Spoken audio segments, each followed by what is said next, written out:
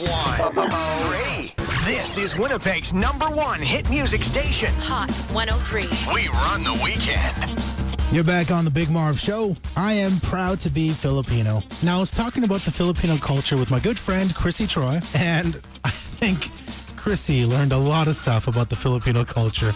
Like, there are things about the Filipino culture that you just wouldn't get by going to the Filipino Pavilion. And if you're Filipino, you'll know exactly what I'm talking about. But if you're not, well, I'm sure that there's parts of your culture that aren't familiar to me. It's just kind of interesting that way. Like, the first thing I told Chrissy about is how we always bless those we respect, all right? So if I see a grandma or a lola, I'll always go over to her and take her hand as if I'm going to kiss it, but place it on my forehead. It's called blessing. Now, the other thing I told her about was how Filipinos eat with a spoon and a fork. So basically, you use the fork to push food onto the spoon, and then you eat the food from the spoon. And when I was a kid, I thought everybody did like that, till I ate dinner at a friend's house and had trouble eating my food because all I had was a fork. But I think the absolute shocker for good old Chrissy Troy was when I told her why most Filipino homes have an empty margarine container in their bathroom. It's called a Tabo. And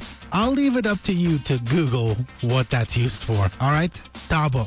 Not Tebow, Tabo. I love the Filipino culture, and I love learning about new cultures. So if you got any interesting little quirks about your culture, I'd love to hear it. Call me, 204-780-9467. You can text me at 103-103 or tweet me. Follow me on Twitter at Big Marv Show. Simple Plan and Natasha Bedingfield, Jet Lag on Winnipeg's #1 hit music station, Hot 103.